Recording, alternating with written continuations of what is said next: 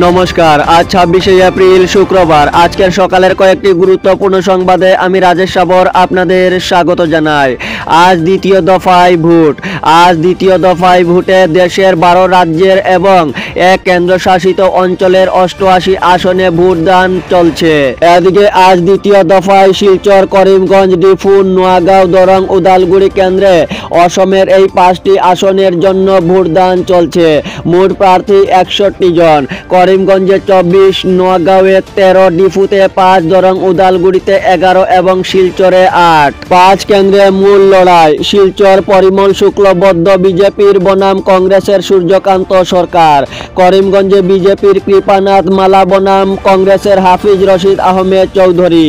নোয়াগাঁও বিজেপির সুরেশ বরা বনাম কংগ্রেসের প্রদ্যুৎ বরদলৈ। দরং উদালগুড়ি কেন্দ্রে বিজেপির দিলীপ শইকিয়া বনাম কংগ্রেসের মাধব রাজবংশী। ডিফু আসনে বিজেপির অমর সিং টিসু বনাম কংগ্রেসের জয়রাম ইংলেং। মুসলিম ভোট বিভাজনের ফায়দা তুলে করিমগঞ্জে এগিয়ে বিজেপি। শেষ পর্যন্ত করিমগঞ্জ লোকসভা আসনে এগিয়ে বিজেপি। সংখ্যালঘু ভোট বিভাজন গেরুয়া দলের জন্য টার্নিং পয়েন্ট হয়ে দাঁড়ালো। এতদিন বিজেপি যা চেয়েছিল সেটাই ফলপ্রসূ হতে চলেছে ইভিএমে। এবারের নির্বাচনে সংখ্যালঘু মুসলিম ভোট যেভাবে কংগ্রেসের ঝুলিতে যাচ্ছে, ঠিক সেভাবে এআইইউডিএফ লাভ করছে একই সম্প্রদায়ের ভোট। এরপর আবার মাইমাল ফিশারিম্যানের ভোট সরাসরি যাচ্ছে বিজেপির ঝুলিতে। এক কথায় বলতে গেলে এবার বিজেপি অনেকটা সুবিধাজনক অবস্থানে রয়েছে করিমগঞ্জে।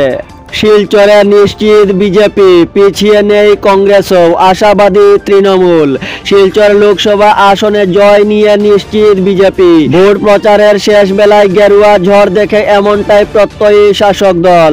তবে পিছিয়ে নেই কংগ্রেসও। এই আসনে হাড্ডাহাড্ডি লড়াইয়ের জয়ের স্বপ্ন দেখছে বিরোধী দল কংগ্রেস।